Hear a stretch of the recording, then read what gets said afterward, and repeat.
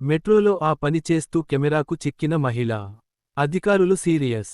బెంగళూరులో ఈ నెల 26న ఓ మహిళ మాధవర స్టేషన్ నుంచి మాగడి రోడ్డుకు వెళ్లేందుకు మెట్రో ఎక్కింది. అయితే ఆమెకు ఆ సమయంలో ఆకలి వేయడం, మెట్రోలో ప్రయాణికులు తక్కువగా ఉండటంతో తనతో తెచ్చుకున్న లంచ్ బాక్స్ను తినాలనుకుంది. వెంటనే క్యారేజీని తన పక్కన సీటుపై పెట్టుకొని భోజనం చేసింది. దీనినంతా ఓ వ్యక్తి వీడియో తీసి సోషల్ మీడియాలో పోస్ట్ చేశాడు.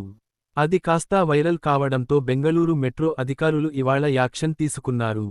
ఈ రోజు ఉదయం మెట్రోలో ప్రయాణిస్తున్న మహిళను గుర్తించిన సెక్యూరిటీ అధికారులు మాధవర స్టేషన్లో ఆమెను నిలిపివేసి రూ. 500 జరిమానా విధించారు.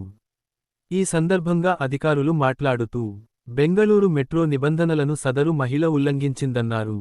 ఆమె 2025 ఏప్రిల్ 26న మెట్రోలో ప్రయాణిస్తున్నప్పుడు మెట్రో నిబంధనలను విస్మరించి భోజనం చేసింది.